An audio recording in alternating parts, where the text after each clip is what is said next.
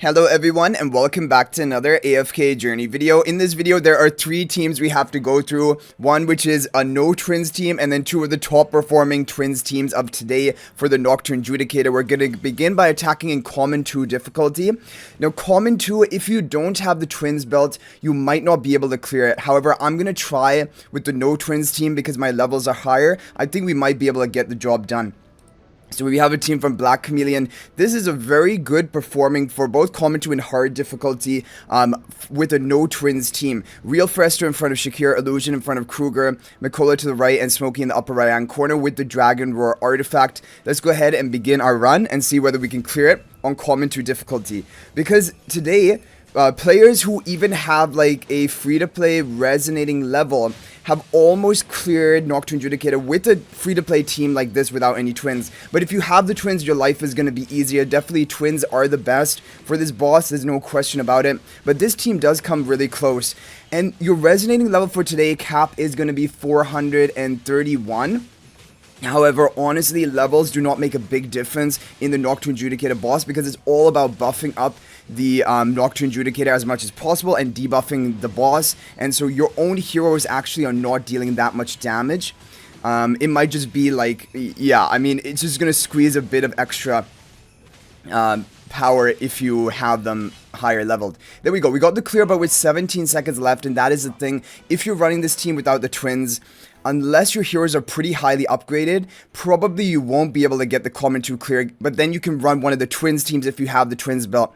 But this is the basically top no twins team. Even if your twins are not mythic plus or above yet, this might be the best team for you. So definitely this is an amazing team. And Dragon Roar artifact, of course, because that is the best for melee heroes. So what we're going to do, we're going to go ahead and give it another quick run. We'll watch the whole run play out because now that we're in hard difficulty, things could be a little bit different. You guys saw there that the boss did quite a bit of damage to my team, but my team was able to all survive. So that's also important. Like, if your team dies, then you're not going to end up with a very good score.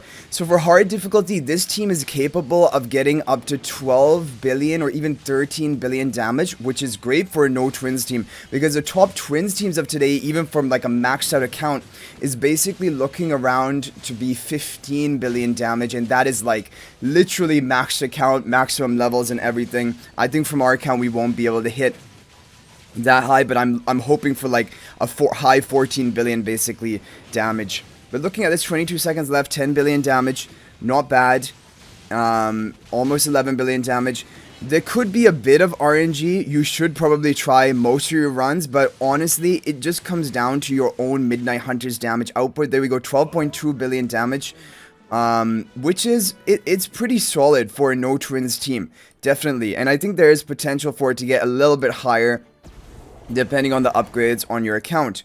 Okay, now we're going to move over to the twins team. So first of all, we're going to go for Rhymes and Ming team because this is actually more budget friendly because the top team of today is using Hugin. And Hugin, the problem is we don't know exactly what level of investment is needed for him. So I will show you that team last, but that is a top before. So here we have Pink Tree on the right and Blue Tree on the left. This is from Rhymes and Ming from the VN server. Real Frester in front of Shakira, Illusion in front of Kruger, and Mikola on the Stellar Bond with the Dragon Roar artifact again. Yeah, I mean, I can boost the levels of my heroes, but it honestly doesn't make a difference, like, because our own hero damage contribution is so low. It all comes down to supporting the Nocturne Judicator with your own Midnight Hunter, with as many buffs as possible, like the twins haste buff, Mikola's attack buff and haste buff, and then you have the debuffs from Frestro and Kruger. All of these things are basically adding up to increase your score. Dragon Roar artifact, make sure you max out that artifact because that is one of the top Dream Realm artifacts for this season for pre-endless bosses. However, it probably is going to be replaced by Blade Ring artifact, which the pay-to-win players are going to get just tomorrow, and the free-to-play players are going to get a week from tomorrow. But then that is probably going to be replacing Dragon Roar. But for right now, Dragon Roar is the best for melee damage dealers. Okay, 30 seconds left, 10.7 billion damage. Looking good. I think this has a potential of getting, with our levels, probably not 14 billion, but definitely above 13, maybe 13.5 billion damage if we're lucky. As you can see, they're not really going to be survival issues here. Okay, almost 14 billion damage. That's really good. That's really good. 13.9 billion damage on our first run. That is very respectable. That is going to put us into the rank 4 position, but of course, this is not the top team. So when you look at the damage output, actually, Mikola is dealing the most damage. I should probably give her the highest level. I don't really have charms on any of the heroes here, whatever I've randomly picked up, but I guess Mikola is the one that, and even Shakira, that are dealing the most damage. So I guess I'll boost Mikola's level, although it probably doesn't make much of a difference. Okay, so that is going to be the kind of best budget team if you don't have Hugin, or maybe Hugin isn't highly upgraded. We don't know exactly what is needed for this team, but this is the top team of today. Now, we don't know if you need plus 10 exclusive equipment of Hugin. You can try it with lower than that. You can try your Hugin lower ascended. However, of course, the higher ascended the Hugin, the better this team is going to perform, because that is going to increase, like, basically his attack buff he provides to your Midnight Hunter. So we'll have Real Fresto on top of Shakira and Illusion Fresto in the upper left corner. However, there have been 3 different placements for him. He has worked in front of Hugin, he has worked where he is now, and he has worked in the lower left corner. So you can try either one. However, this one seems to be the top performing, as I currently have it laid out for most people. Hugin in front of Blue Trin, and then Pink Trin on the right, Shakira and Kruger on the Stellar Bond. Let's go ahead and get into it. Okay, there's no Mikola in this team, so I guess I'm gonna boost the levels of Shakira. I don't even know. Honestly, this is not making any difference. Like, just make sure your equipment is upgraded and you've reached the level cap of today, which is 431. Apart from that, it probably doesn't really matter. Okay, so let's see what we can do on our first run.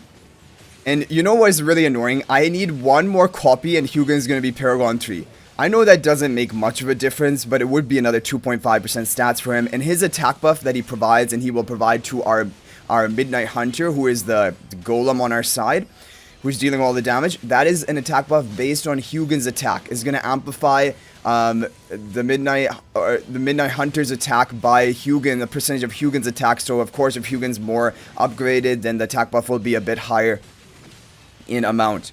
But anyway, let's see what we can do here. 37 seconds left. I think this does make a lot of sense. The only thing I think the thing is, Sonya just is not working well enough. And I don't know exactly why that is, because Sonya actually gives an even higher attack buff compared to Hugin, but maybe Hugin is needed for keeping your team alive or something. So 15 seconds left, we're at 13.4 billion damage. We're definitely going to be setting a new record here, but we really want to hit 14.5 or higher. I'm not going to be happy unless we can break 14.5 billion damage, because I think we definitely have that capability. Yeah, 14. Okay, that I'm happy with. Okay, guys, so we managed to get 14,911. I'm gonna leave it at that. I've used almost all of my runs. This was basically the top score we got. There's a bit of RNG, maybe differing around 50 million depending on your runs, but this is overall the top team formation. And again, the credit for this team goes to the Korea community. They're the ones who came up with this, and this is an amazing team. And overall, I'm pretty happy with what we did. It does seem like maybe boosting levels of Hugin might make the most difference, although it hardly really matters. Just try to get all of your heroes upgraded to that level cap of 431 or even 441 if you're a pay-to-win player. So anyway, guys, good luck running these teams. Hopefully you can get a top score in the Dream Run Boss today. If there's any other team that worked for you, feel free to share it in the comment section. If you're not already subscribed to our YouTube channel, please smash that subscribe button. Also, feel free to join my AFK Journey Discord server. There's a link to that in the description of this video. And finally, if you're thinking about making a purchase in AFK Journey, please use my affiliate link for the official Farlight store. There will be a link to that in the description of this video and a pinned comment. This is the best way you can support me at no extra cost to you. So thanks for watching. I'll hopefully see you in the next video, and until then, everyone, peace out for now.